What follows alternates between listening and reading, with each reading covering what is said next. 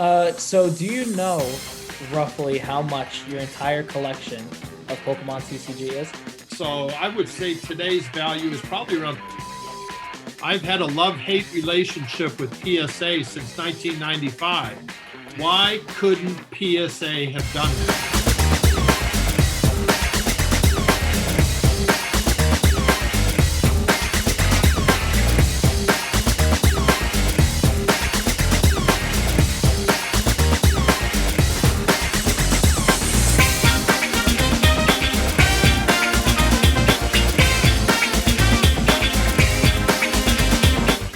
What's going on, everybody? It's my name, Cap, and I'm here with the first episode of Cap's podcast, KapCollects podcast.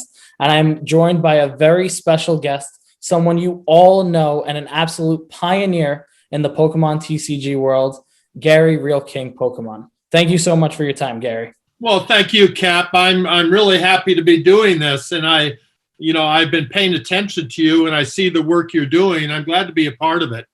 Awesome. I really appreciate that. So let's get started in a little bit of your background and your life before Pokemon. So tell me a little bit about what you were doing before you entered the Pokemon TCG space, and if you actually collected anything outside of that prior to. Yeah, well, there's, unlike most of you youngsters, there's a lot of years before Pokemon came out. I was born in 1954, and I've been a collector all the way from the beginning, since the late 50s. So I've collected, pretty much, I don't know, I can't say everything, but I've collected, 100 different items, types of items, collectibles. And I've always loved it. I've always had had the collector's bug. And no matter, my schooling and my working, I never let that get in the way of my collecting. So, it's really that way. I'm a collector, and I probably will be until my last days. So what happened before Pokemon, of course, I got involved in 1998.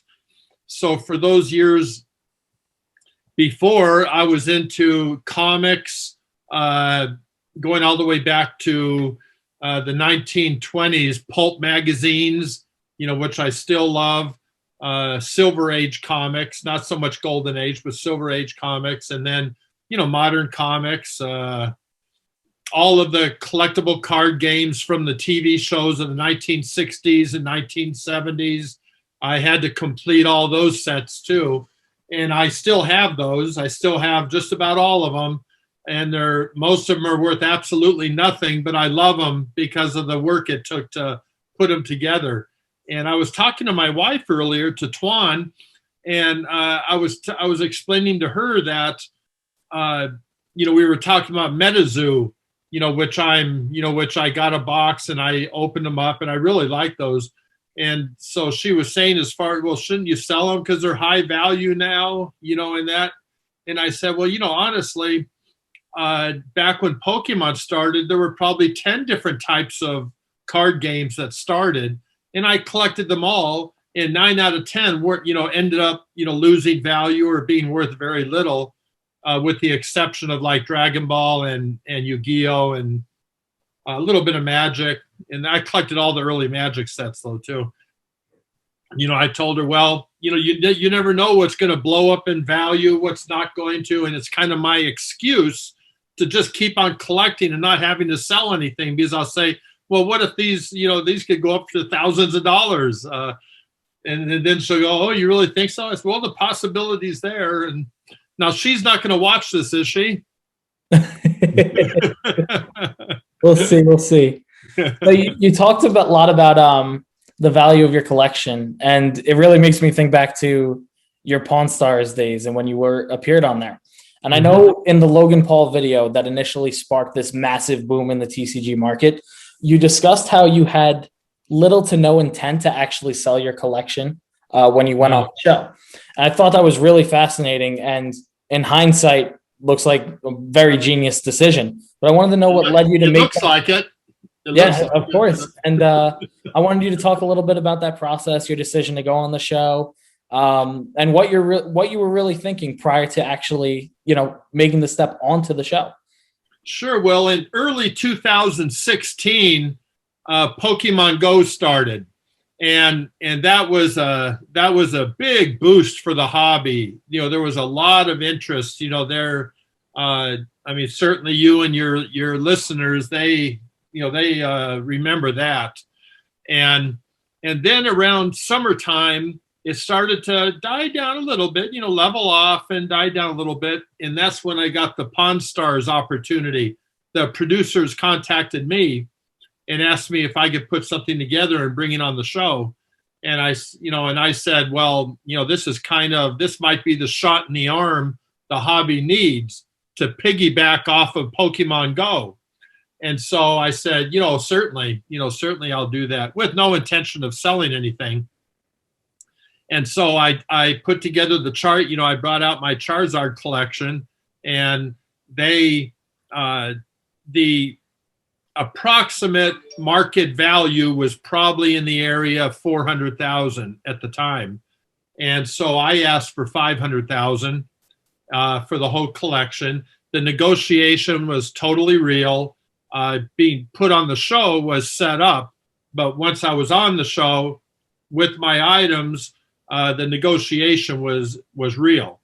And so, but I knew Rick wasn't going to pay over market for those cards. So I figured I was safe by asking that amount. Well, sure enough, he brought in an expert. The expert priced them at 390 or so, 390,000. And then Rick decided, not even to make an offer, because he didn't know how he would sell them or whatever. And so, yeah, I was happy about that, because it could have been a little bit embarrassing. Like, had he offered, 400,000, I was asking 500,000, and I'd have to say, well, no, I got to stick to 500,000. It would make me look, a little bit greedy. So, I was kind of happy that he passed on it without even making an offer.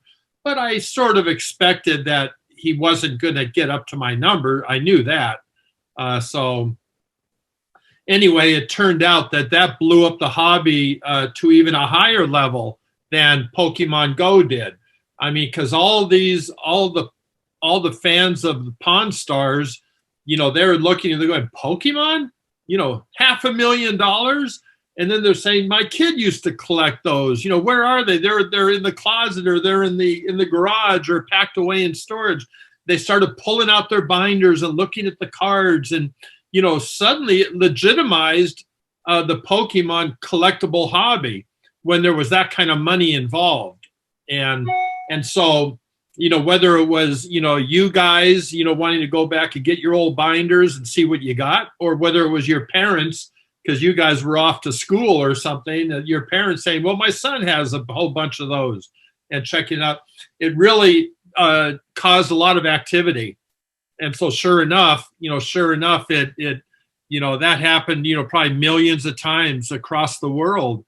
And I'm not exaggerating about that, because I think, like, I may have mentioned before, Pokemon is the second most viewed episode of Pawn Stars. They've had 2,000 episodes. Somebody selling something, that is number 2, and it'll probably someday be number 1. So it really did cause a frenzy, and it caused people a lot of awareness, to what Pokemon was in 2016. So that's pretty much how that all happened, and the reason I went on the show, and to legitimize that the negotiation was real. But I didn't want to sell. I had no intention of selling. So I know you talked about this a little bit, but do you think in that moment, if Rick offered you the exact number you asked, you would have taken it? Or do you think you would have been able to control yourself and say, I don't think I can still do it? Yeah, what I would have done, and I did think of that beforehand, so I'd be prepared for it. What I would have told him and what I had all planned was, oh, okay, well, cool. I'll meet you at the window, he says, right? And then by the time after the show, I got to the window, I said, you know what? I just can't do this, Rick. I would have backed out. I didn't think it would come to that, but I was prepared in case that did happen, because, sometimes Rick will surprise you. And so, and I know him pretty well, plus he's a neighbor, a neighbor of mine. And I love the Pawn Star shows, those things. And so I know he could have surprised me. So I was prepared for it. So do you know roughly how much your entire collection or what you actually brought there is worth today, and how a rough estimate of what your entire collection of Pokemon TCG is? I think it's safe to say that at that time it was about 100 gem mint Charizards of all different types. There were some Beckett's. There were a couple Beckett Pristines too in there, not just gem mint 9.5s, but it was majority PSA. And there were about 100, maybe 105. I think there were 110 100 PSAs, and then maybe 15, 20 Beckett's. So around there, 115 or so. And the value of those exact same cards, I've picked up a few since. I've gotten rid of a few since. So I would say today's value is probably around 10 million. That's incredible to think about how you held on to those for that long and how much they've grown at an incredible exponential rate. And I'm going to continue holding on to them. And 10 years from now, let's get together. Maybe each year we'll get together and we'll talk about this. And I'm going to have them. Yeah, I'm going to have them next year. I'm going to have them 10 years from now. So, sometimes I'll sell one if I think it's good for the hobby, like with the Steve Aoki sale or the Logan Paul sale. I knew that would be good for the hobby, and I would do it for that. And plus, it would raise the values, and so my stuff would be, even if I don't sell them, at least they're worth more. That's awesome. I love to hear. So there's kind of like a misconception in the general, hobby collecting world where you have this almost division of people that are in it for the money. Like there's the scalper type, but like some collectors where they turn scalper and things like that. And then you have people that have actual passion for the hobby. And it's great to see that you have the financial capabilities to do that, but you will only do it if it benefits the hobby that you love.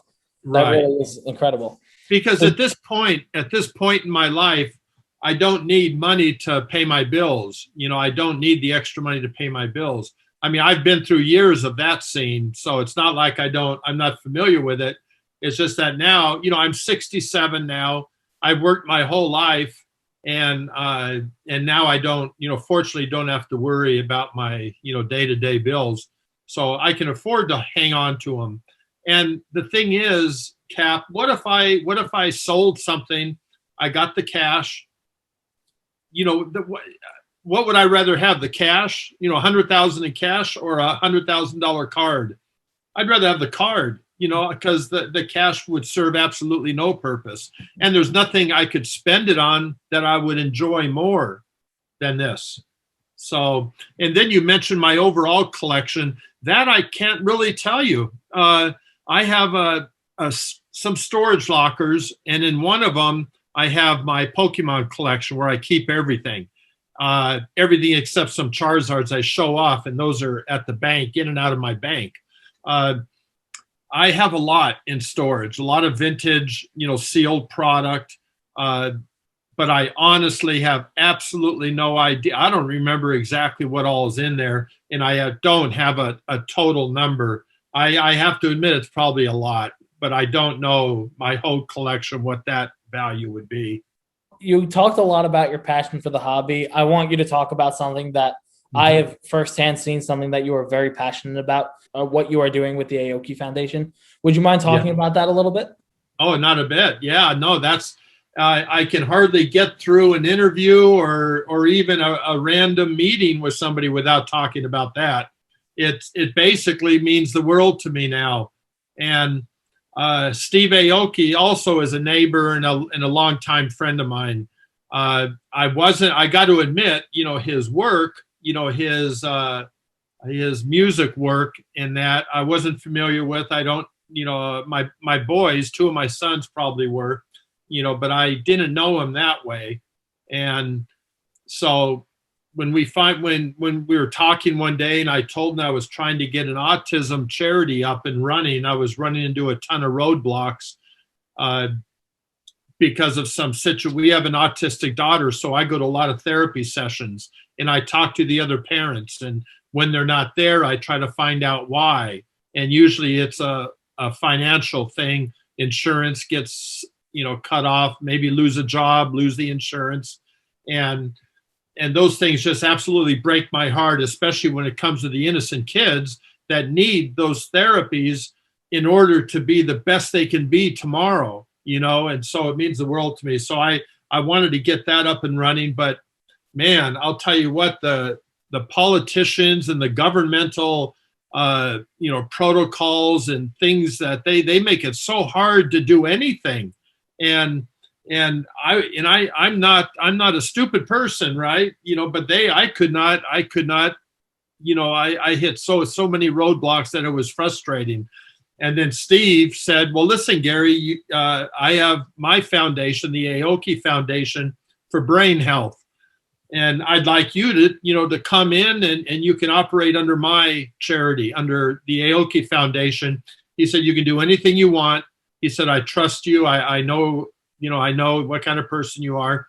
I know that you won't, do anything wrong that would hurt his foundation. And so I appreciated that so much, and I started doing it. And pretty soon he got interested in my stuff. I got interested in his. And he finally said, listen, let's do this together. So now Tuan, my wife, and I, and Steve, we pretty much do everything together when it comes to the foundation.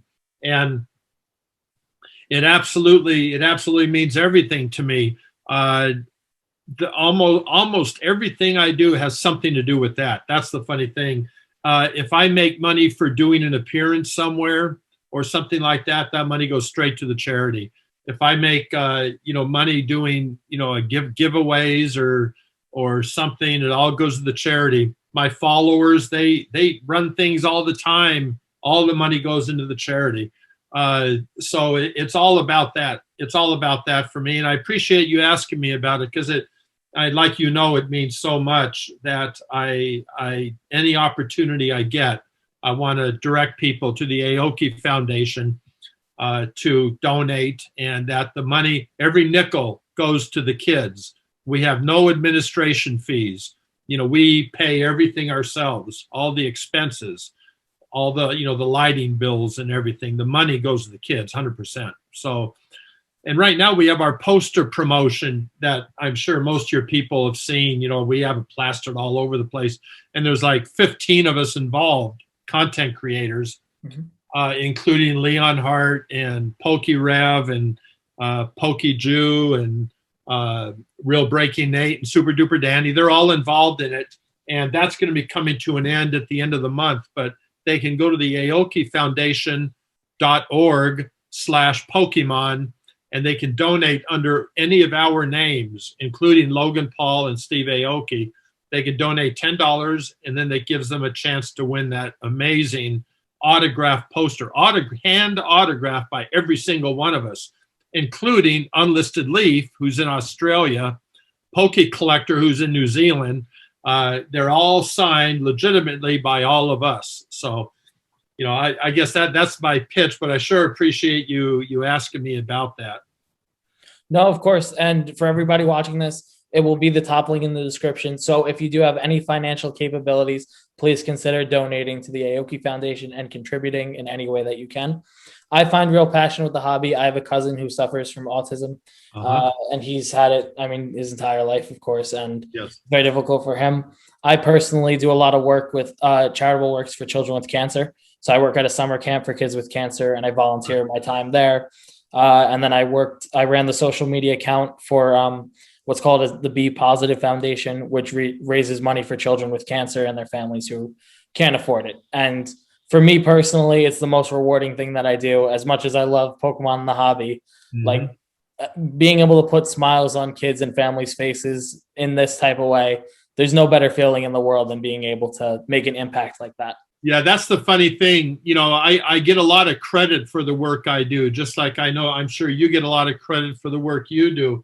But who's benefiting? we're benefiting for it.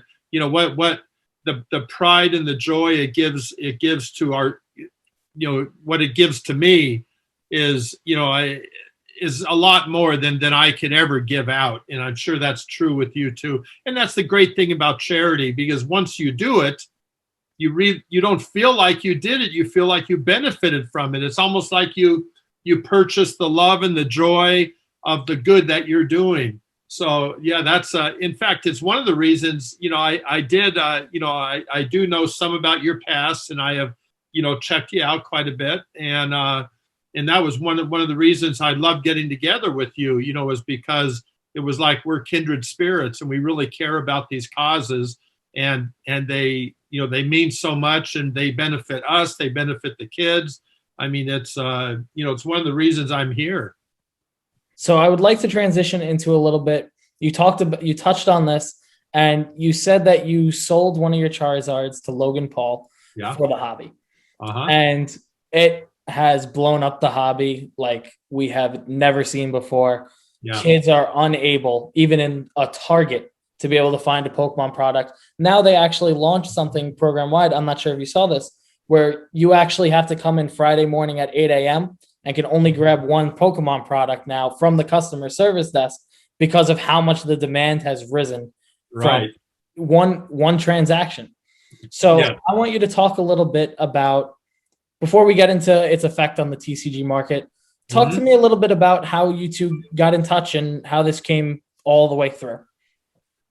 Well, Logan is a Pokemon person. He loves Pokemon, and he always has. He has since he was a little kid. I mean, even he still gets Pokemon tattoos, I mean, his love for the hobby is totally legit. He's a crazy person. He does crazy things, and something that's really, judging by the number of followers he has, obviously what he does is popular amongst young people. With me, honestly, I don't get it, but because just because he does crazy things, let me tell you something. He's sharp as a tack. This is one smart man. 26. I think he's 26 now. He's one smart 26-year-old. He's extremely bright, and he loves Pokemon. And I'll tell you something. I love seeing young people accomplish their goals. To have a goal and to work hard to reach those goals, and don't let any barriers get in your way. So I even, for a 26-year-old, I respect Logan because of that also. And plus he's helped me with my charity work. I'm sitting here, I can't talk about it today, but I'm sitting here with some things from him that are going to blow the top off the hobby, when I make it available. And it's all because of his care and concern for Steve and I and the Aoki Foundation. So as far as his influence, I did know that, I didn't want to sell any cards, but I did know that if I did sell one, it would have to be to somebody that could really, help the hobby, right? Otherwise, if you don't do things like that, the hobby will tail off, and then it'll go through, downturns. So I said, if I'm going to sell a card, it's going to be to Logan in that. And because for a couple reasons. Number one, I knew it would help the hobby. And number two, I knew it would help the values of the collectibles. And again, I like to think that my stuff, I like it to be worth something, though 90% of what I own is worth nothing. But I like that, right? There's no problem, nothing wrong with making some money. My problem is what Tuan always tells me, and that is that, it's nice to have things go up in value, but it doesn't matter because you don't sell anything. And I said, yeah, okay. But with Logan, it did blow up. It did blow up the hobby, and I'm really glad it did. It's carried it through the year before the 25th anniversary. He is sincere. I mean, several times I sat down, we talked eye to eye in that. And this guy is legit. He's sincere, right? He loves it. He he didn't love the idea that he sold a box. He bought a box and broke it, 11,000 a pack. And now that almost tripled the value. And he didn't like that because he wanted to get more. And so then he came with this little comment on one of his podcasts that I'm through with Pokemon. Yeah, well, I knew he wasn't through with Pokemon because Pokemon's in his blood. But he made everything increase in price so much it was getting ridiculous. So, anyway, his effect on the hobby, I think, has been overall positive. Now, he never bought any, Shining Fates. He never bought any modern product. He had no interest. It was all WotC, all early stuff that the majority of collectors couldn't afford anyway. He certainly wasn't waiting in line at the Walmart at 4 in the morning waiting to empty the shelves. He wasn't doing that. So I would say give Logan a break. He was just simply doing what he loved to do. And I mean, let's face it. Some people have a lot of money, and I feel wrong about hating on anybody that does. But the popularity, the prices went, but the popularity went through the roof. And that's the great thing about it. I can say, like, I'm someone that's collected on and off. And, for most of my life, I didn't really care about the number on the card, how much it valued. But right. I was always like if I got a pack, I remember my first Pokemon when I ever played a game was like Turtwig. I remember if I saw a Turtwig in a pack, I was happy. Right. Like, that's the type of collector that I was. But then he really got me to understand, how much true value there is behind the hobby, which I think was very important in educating the market. So I think he did a phenomenal job with that. I saw his comment on the podcast where he said, I'm done with Pokemon. Right. We all knew that wasn't going to be true. He has too much love for the hobby. You saw the And I told everybody that would listen. All the interviews I did around that time, I told them all. I said, listen, he increased the prices for me. He increased the prices for you, but he increased the prices for himself. And he wished he would have bought all that stuff before opening up that first box. And then with his EFTs or whatever NFTs in that, he's just a smart businessman, and he's a good, I just think of the world of people like that work hard and earn their way and fulfill their dreams. And because listen, the shelves are empty today in a lot of places, but tomorrow they're going to be full again. This is not a new thing. I've been going through this since the beginning of 1999. The shelves were all empty in 1999. They were all empty in 2005. They were all empty in 2010. They were empty again. 2016, you couldn't find any Pokemon product anywhere.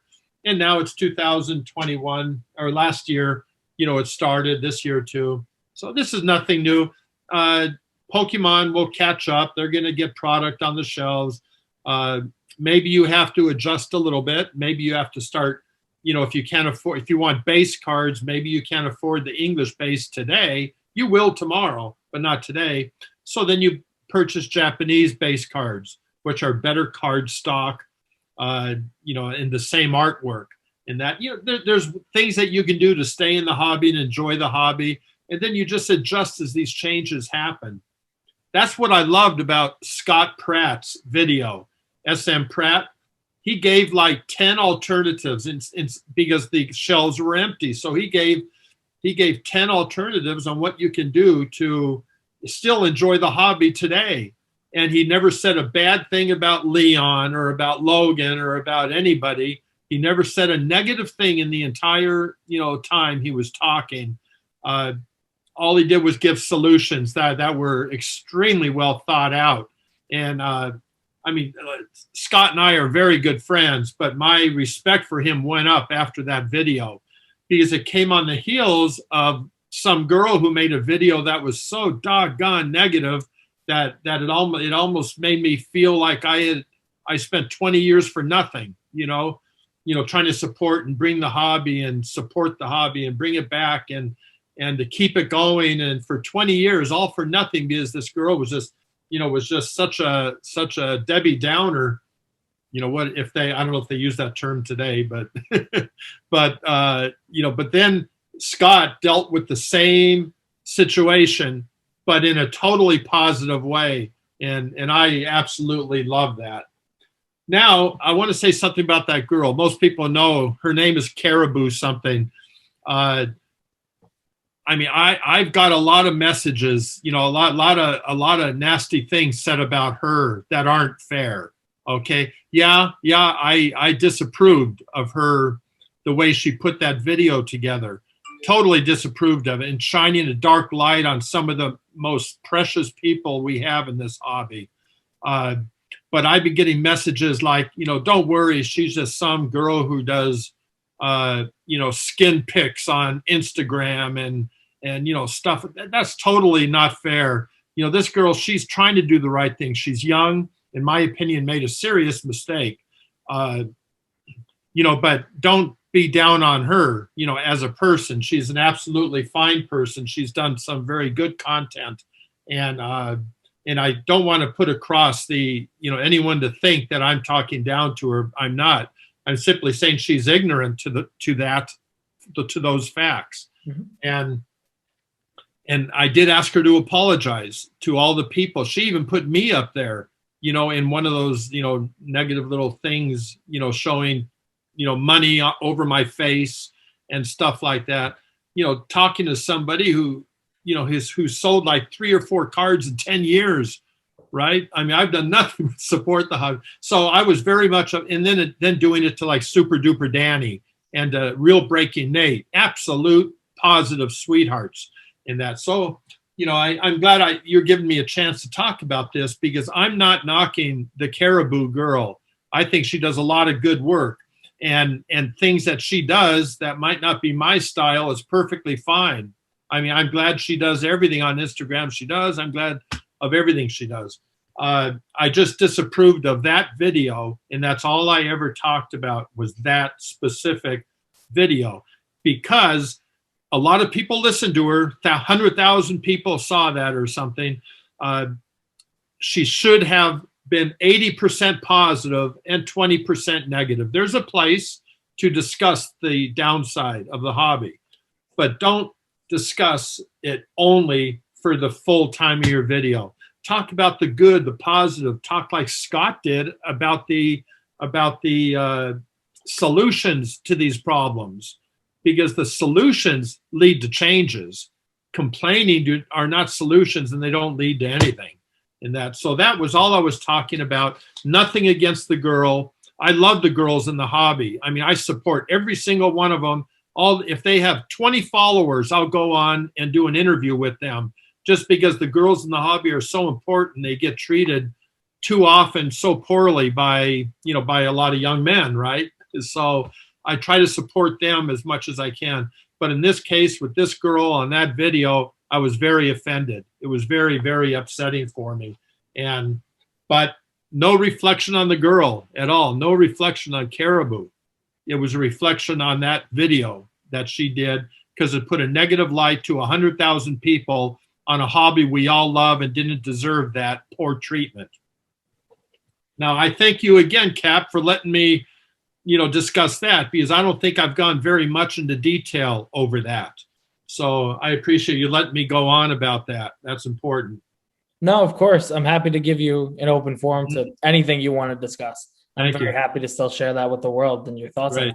I think it's very important for you to express how you properly feel about that. And I think it's awesome that you are explaining that. Mm-hmm. So let's transition into a little bit of modern TCG. So everybody, of course, knows you for Wizards of the Coast and your Charizard collection. That's probably the thing you're most notable for throughout the entire hobby. It's what everybody associates you with the hobby. But I know you dropped the name of the set earlier, Shining Fates. Do you collect anything that's more recent? Okay, I don't collect very much of the modern stuff, simply because you just can't collect everything. I am so heavily into Pokemon. I do so much work for Pokemon, and I travel for conventions, and it's like you have limited time. And then, like with your cousin, who needs, treatments and therapies, well, somebody has to take them to those therapies and all that, and has to take the travel time and then the time while they're inside. Well, I do all that for my 6-year-old daughter who's autistic. I do all 12 of her half-hour therapies a week. I drive her to them. I do it all, and because of that, I'm on limited time. Plus, I'm married. Twan, she requires a little bit of attention, every so often, and so I would love to. I love the new sets. The new sets are so important, and some of these most recent ones are super cool. But I can only dabble. I can't really get heavily into them because I just simply, run out of time. And you know what I mean? No, I completely understand. Yeah. But at least I like to see that you at least acknowledge them and you understand they have that appeal. And I love what you said about how what you do in your free time, what your other obligations and things you do in your everyday life that people don't see on a camera. It's not things that they understand. And true for someone that might say like in the video, the $ thing, it's important for people to see you have a life outside of this. You sold 3-4 cards within that decade span. I think that's important to understand, and I really do appreciate you talking about it. Yeah. That's absolutely right. That's absolutely true. But I would love to do more. And maybe if I was younger, maybe if I was, in my 20s or 30s, I could, do a little more. But I just can't. And so, but I would love to, because again, as long as Pokemon International keeps putting out sets, the hobby is safe. And so, and they're putting out some great sets recently. And these kids are going to be growing up, and they're going to be collecting in the future. They're going to be going back to get older generations. They're going to start having their own kids, and Pokemon's probably going to keep putting out sets. And so it's an urgent thing that that TPCI does. And it's important that we, acknowledge it and support it as much as we can. And there's a lot of people supporting it, so fortunately nowadays they don't need me quite as much. Let's talk a little bit about PSA's decision to halt all card submissions except for the most premium class of it. So I assume that you saw the decision, and a lot of people were wondering, they doubled the price, and initially they thought, okay, it would slow it down. But it actually, in the first 3 days of March, saw the biggest span in the history of PSA of card submissions during the period. Now, people think that might be because they expected the card price to even go higher than that, maybe to $25 a card for the cheapest version and even more. So what's your thoughts on their decision? Yeah, that's I'm in the minority here. I'm definitely in the minority, but I'm pretty outspoken. I'm old enough where I can be outspoken, because what's anybody going to do to me, right? so I just tell it like it is when it comes to this. I've had a love-hate relationship with PSA since 1995. I've worked with Joe Orlando, their president. I've done, I've over each era, each 5-year period, I did so much for them. They did so much for me. It's been, there were difficult times where they weren't, where they didn't have their listening caps on. And so, so I was extremely, upset at them. It's just been a love-hate. And right now we're kind of in a hate period, because I try to tell everybody, they unfollowed me again. They've unfollowed me maybe 3, 4, 5 times or something. And then they follow me again. And it's because they saw some interview where I spoke my mind, and they didn't like what I said. And so this is kind of interesting, how I feel about it. You can probably guess, by now. I don't think there's any excuse for what's happening. I think what's happening is totally inexcusable. I mean, I was actually, a small investor in Collectors Universe before they sold off, who owned PSA. And, because I had a little bit of a monetary interest, I felt I had a right, to speak my mind, what I thought was, correct or not. Well, I've pretty much narrowed the way I feel about it down to this. About CGC, right? about a year and 2-3 months ago, CGC got started. They bought machines. They bought case product from China. They hired people to log in orders. They hired graders. They got their management. They even went so far where they actually reached outside of their little community, to get help, from like the Pokemon community because it was so big. They even contacted me, and I didn't have time to help them. And anyway, they did all these things over a certain period of time. And now they take in millions of cards. Okay, well, my question is, why couldn't PSA have done that back then, a year and 2-3 months ago? Why didn't PSA hire some more people, get some more graders, order some more cases, do some more? There's nothing that CGC did that PSA could not have done, and probably a lot easier because PSA had the infrastructure in place. They already had the computer software in place. They already, they were so far ahead of CGC because there was no CGC. But CGC had the inclination that they were going to be needed, and that was the right time to do it. And if you talk to me, Rusty at TCA Gaming, you talk to any of the big guys, they knew that there was a trend coming. They knew the 25th anniversary was coming. Of course, we didn't know about the COVID thing, but I mean, still things do happen. CGC was able to get a business up and running, extremely profitable, and that's why I always say PSA started CGC, nobody else. And why couldn't PSA have done exactly what CGC? So CGC deserves credit, and I'm sorry, but PSA deserves the fault in that. Sure, it got bad. It got to the position where where it was pretty overwhelming for them. It didn't have to be that bad. It could have been.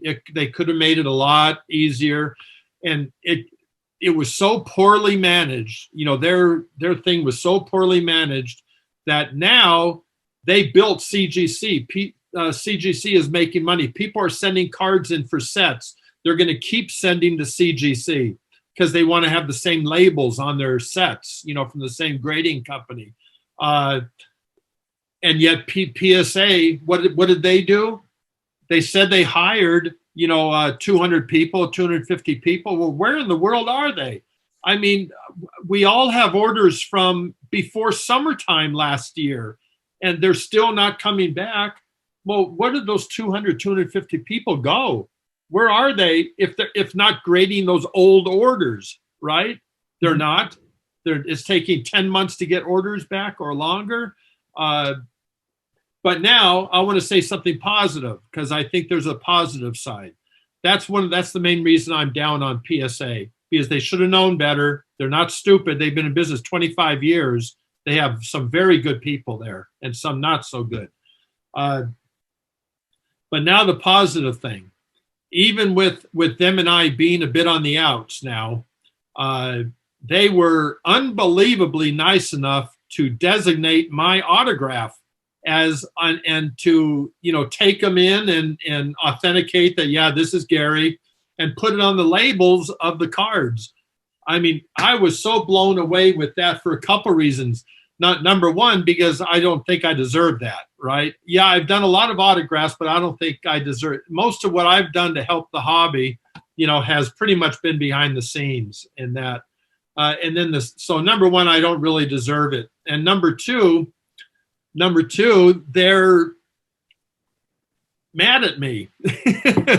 And yet they still did it, which means they must have been getting an awful lot of people requesting that. So I have to admit, I am so honored by that. I mean, if you look at the autograph, if you type in under the autograph thing, Gary King, and keep, King Pokemon, the one underneath mine is King George. and then a few down, you know, is Martin Luther King. And I mean, I'm going, oh my God, you know, can this be real? So I am just floored by that, and I appreciate that so much. And I'm really happy for the people that have gotten my autograph, that they might have put in so many requests to get it designated. That plus I did a ton of signatures with Steve Aoki, you know, for our charity events and that. And so, you know, I'm very happy with PSA for doing that, even though I don't deserve it. But it's really, really cool to be able to say that, because that's quite an honor. No, it's almost like an Academy Award, you know. On that note, I'm going to leave you off. Thank everybody for listening. I really, truly appreciate it. Gary, thank you so much for your time. This means a lot to me. And thank you, Cap. And I'll only be satisfied if we do it again next year. Absolutely. I'd be more than honored to. Okay. Thank you very much. Appreciate it. All right. Thank you.